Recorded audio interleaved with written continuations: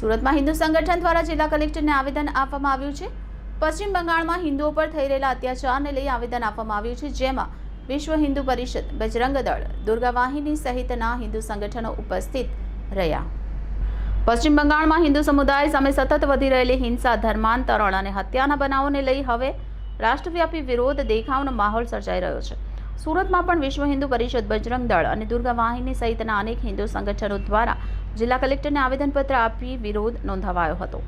આ પ્રવૃત્તિનો મુખ્ય ઉદ્દેશ્ય પશ્ચિમ બંગાળમાં હિન્દુઓ સામે થતા અત્યાચારની ઘટનાઓને લઈ રાષ્ટ્રપતિ સુધી મામલો પહોંચાડવાનો છે। હિન્દુ સંગઠનોના જણાવ્યા મુજબ વકફ બોર્ડના નિયમોમાં તાજેતરમાં કરાયેલા ફેરફાર પછી પશ્ચિમ બંગાળમાં હિન્દુઓ પર શારીરિક અને માનસિક હિંસા શરૂ થઈ છે। અહેવાલ પ્રમાણે પશ્ચિમ બંગાળમાંથી મોટી સંખ્યામાં હિન્દુઓએ પોતાનો જીવ બચાવવા હિજરત કરવાની ફરજ પડી છે। ઘણા વિસ્તારોમાં હિન્દુઓના ઘરો પર હુમલા, ધર્માંતરણ માટે દબાણ કે હત્યાની ઘટના પણ નોંધાઈ છે। આ તમામ બાબતો હિન્દુ સમાજ માટે ચિંતાજનક હોવાનું સંગઠનો દ્વારા જણાવાયું છે।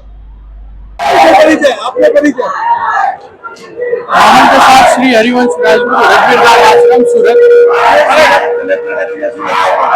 आज सूरत कलेक्टर कचेरीए खूब मोटी संख्या में हिंदू एकत्रित थया छे, कारण के आज भारत नी अंदर जे पश्चिम बंगाल में हिंदुओं पर अत्याचार थई रह्यो छे, हिंदुओं नी बेन दीकरीओ पर दुष्कर्म थई रह्या छे, हिंदुओं ना मंदिरों, धर्मस्थानों अने हिंदुओं पर जे खराब कार्यों थई रह्या छे, हिंदुओं नी हत्या थई रही छे, ए बाबते सरकार श्री ने जागृत करवा माटे विश्व हिंदू परिषद, बजरंग दળ तथा दरेक हिंदुओ सूरत कलेक्टर कचेरीए भेगा थया छे ने आ बाबते सरकारનું ધ્યાન દોરવાનું મમતા સરકાર જે વિધર્મીઓનો સપોર્ટ કરે છે અને જે સેવાભાવી સંસ્થાઓ હિન્દુઓની સેવા કરે છે એને પણ લાભ નથી આપી રહી, એની સેવાને પણ સ્વીકાર નથી કરી રહી।